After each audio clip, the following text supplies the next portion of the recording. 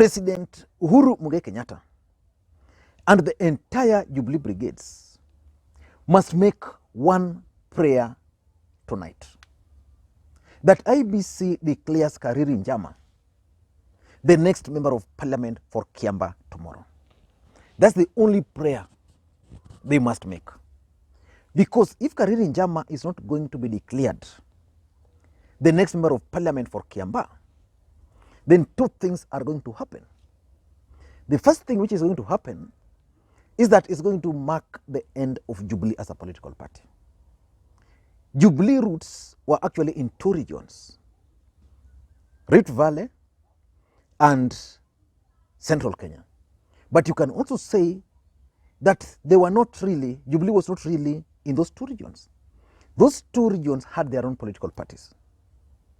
Uhuru Kenyatta had TNA with roots from the larger Mount Kenya region. William Ruto had his party URP with roots from Rift Valley. So if Kariri Njama is not going to be declared the member of parliament for Kiambaa, then Jubilee, or you can call it TNA part of Jubilee, is going to end. The second thing which is going to happen is that President Uhuru Kenyatta is automatically going to turn into a lame duck president. As a matter of fact, what William Ruto is doing to President Uhuru Kenyatta in his backyard cannot happen anywhere in this country and even in the world. Just imagine a situation where William Ruto is the president of the Republic of Kenya, then his deputy, say Moses Kuria, is doing to him what is doing to Uhuru somewhere in Rift Valley. Oscar Sudi cannot allow that, because even yesterday he posted something like that. He can't allow. Kipchumba Murkomen can't allow that. Even the people of Rift Valley cannot allow such kind of a thing to happen. Let me put it again.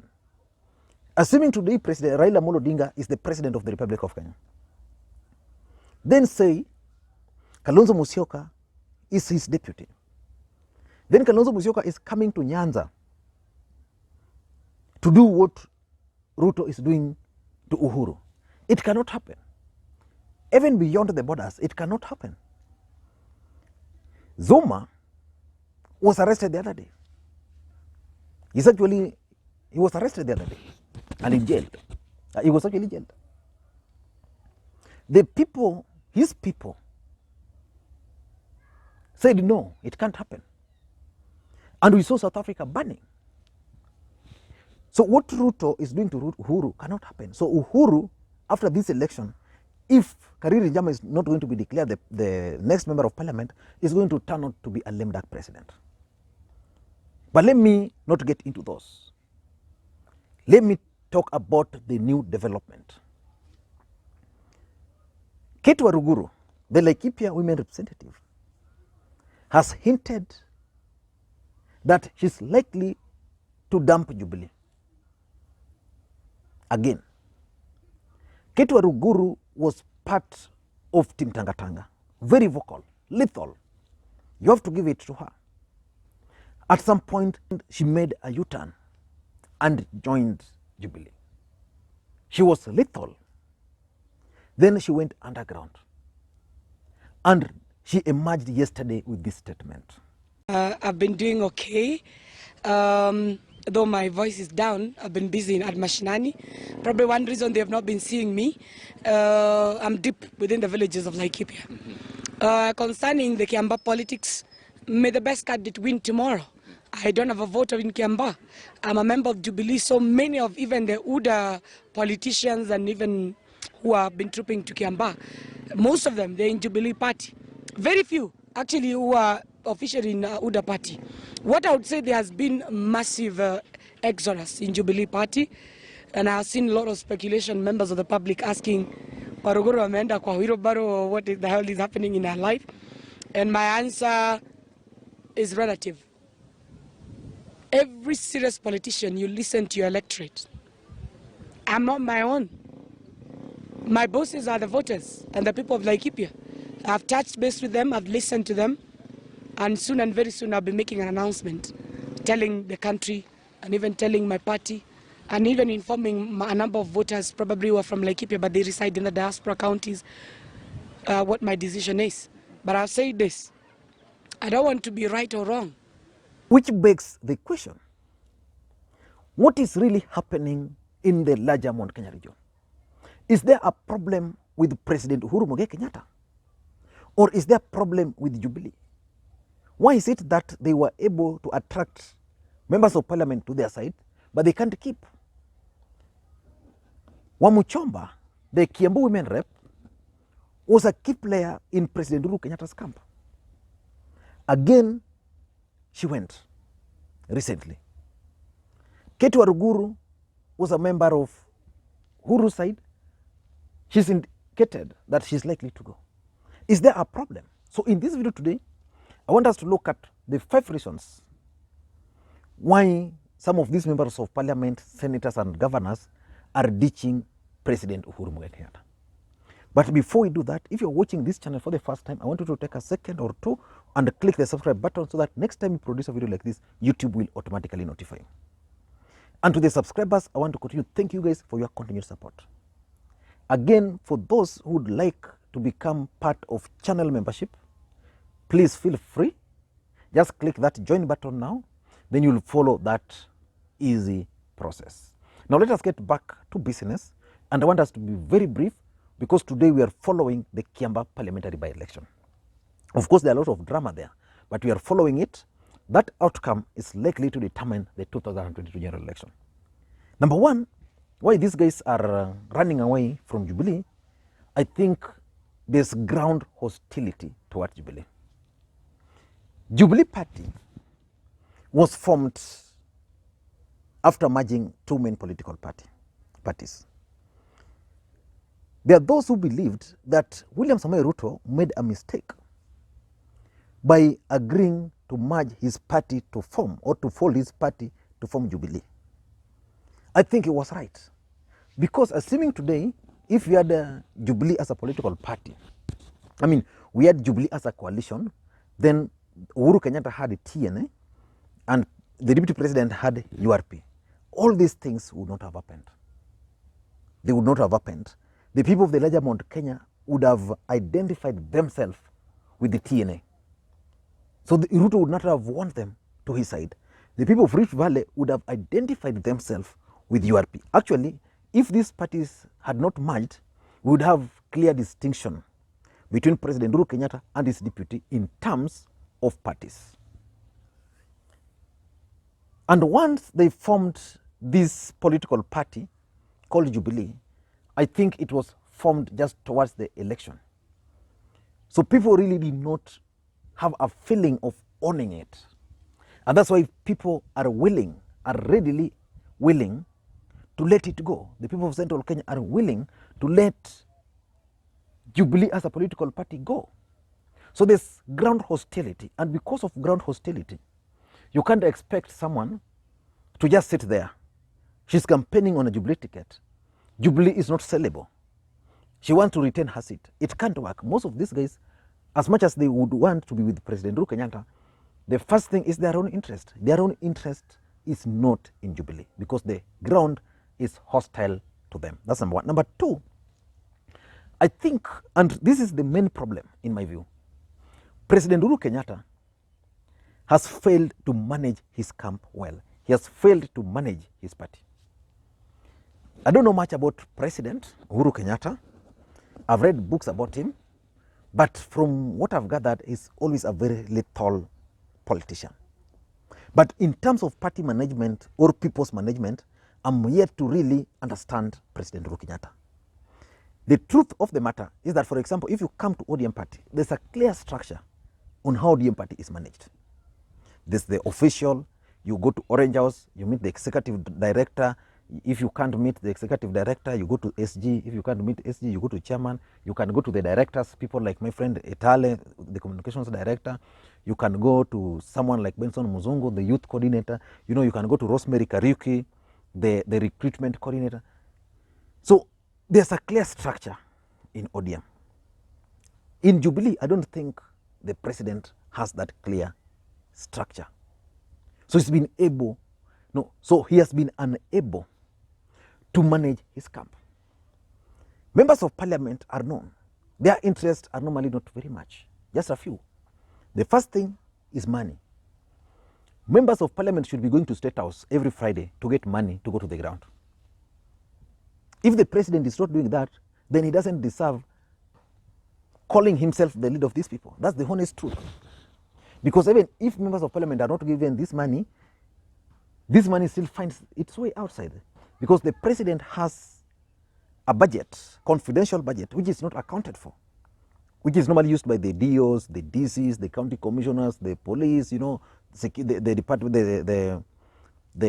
the office of the president, you know, the interior ministry. Members of parliament, especially Jubilee members of parliament, should be going to the president every Friday, and the president should be giving them money to go to the ground. He has failed that.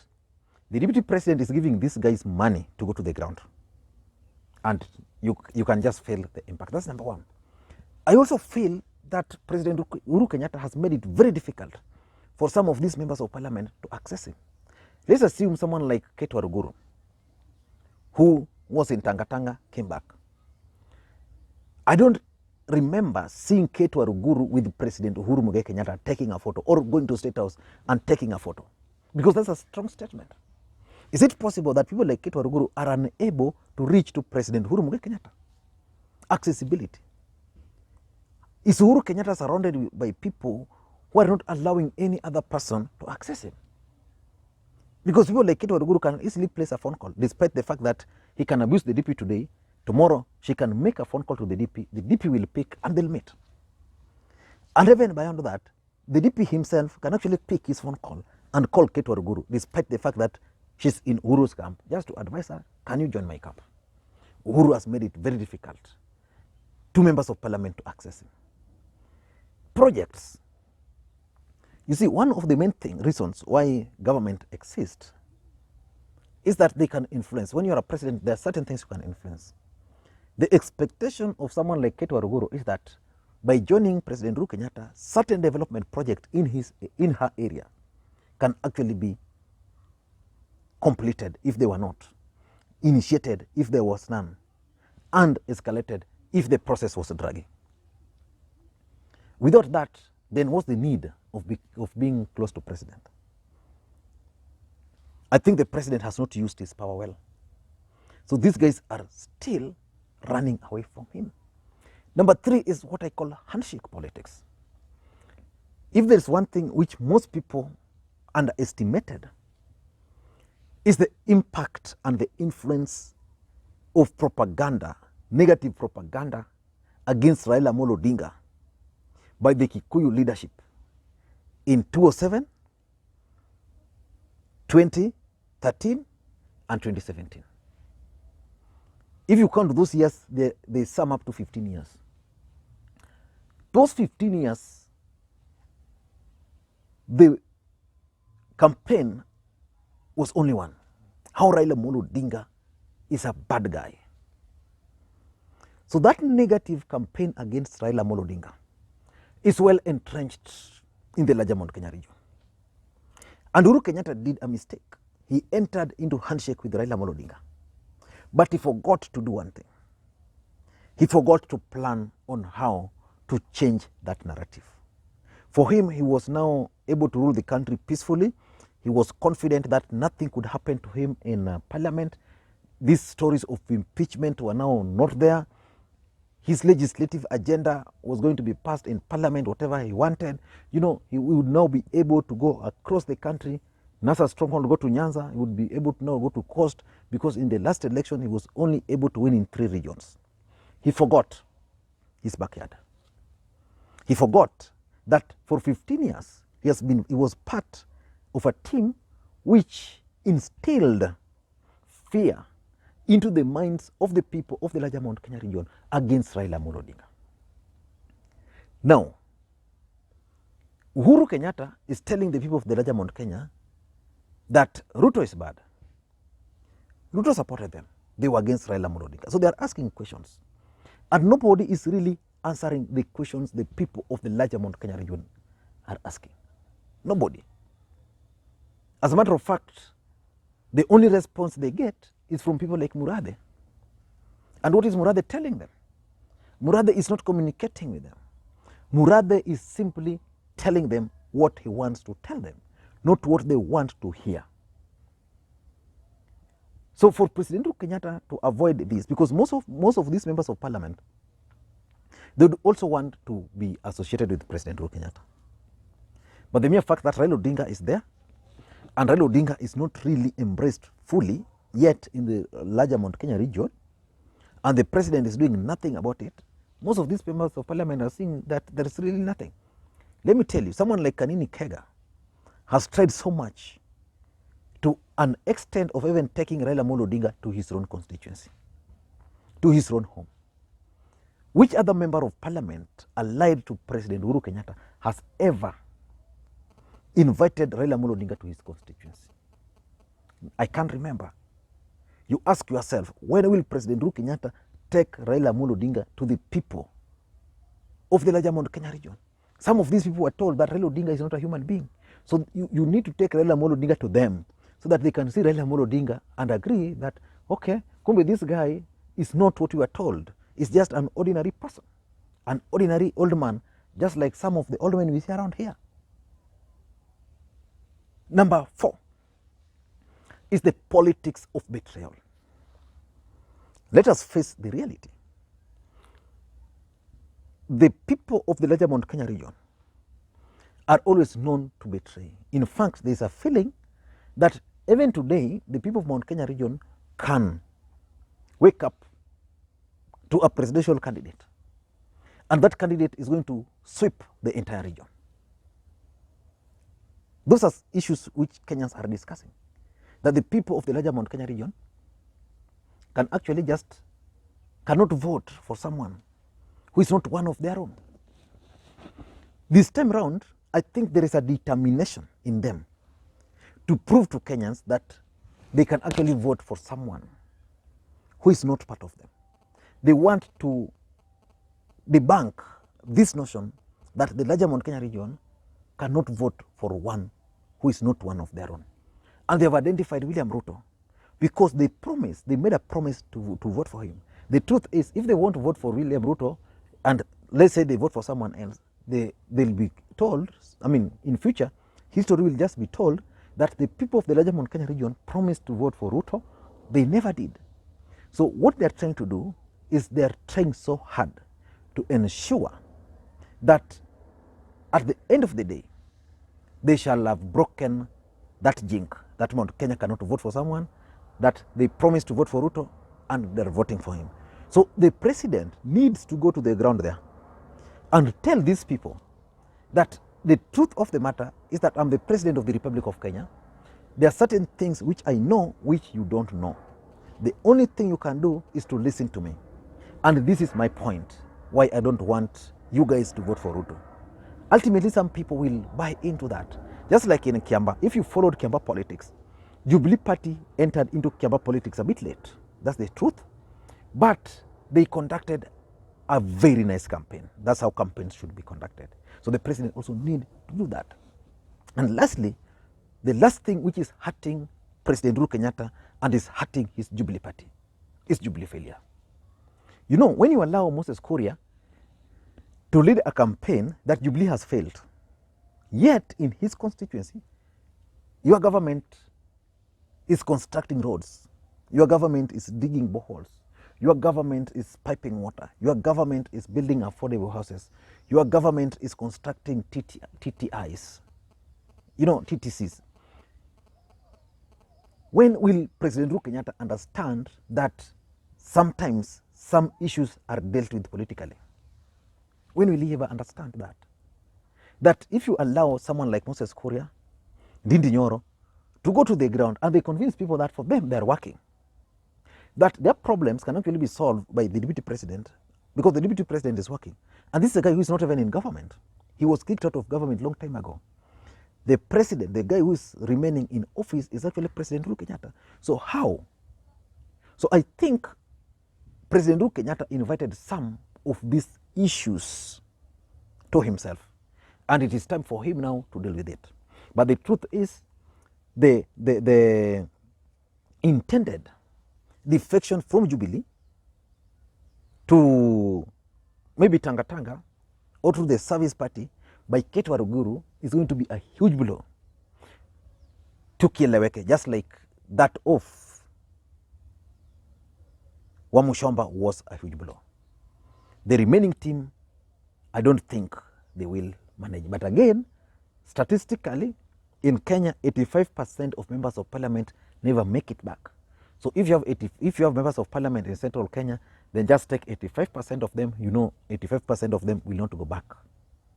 Then you can say, okay, maybe Uhuru Kenyatta is targeting new group of leaders. I don't know what you think, but that's my take. Again, if you're watching this channel for the first time, please take a second or two, click subscribe button so that next time you produce a video like this, YouTube will automatically notify you. And to the subscribers, I want to continue thanking you guys for your continued support. Without that support, this channel cannot be where it is today. I was sincere the other day, and I visited some studio there, owned by a friend called Gemma. Grand Lenses, just opposite Posta. So if you are in Siaya, you can visit that studio, mention my name, you might get discount. Any photography services in Siaya, and I think it's the first studio, full studio in Siaya, the first one. So if you are in that place or around, you want photography services, you have your wedding, you need photography services, please, tafuta. It's just opposite Posta. In that building where there's a chemist, I think the chemist is called Lopeta. It used to be called Ayot Chemist. Nowadays, it's called Lopeta. Thank you guys, and please may you have a good day.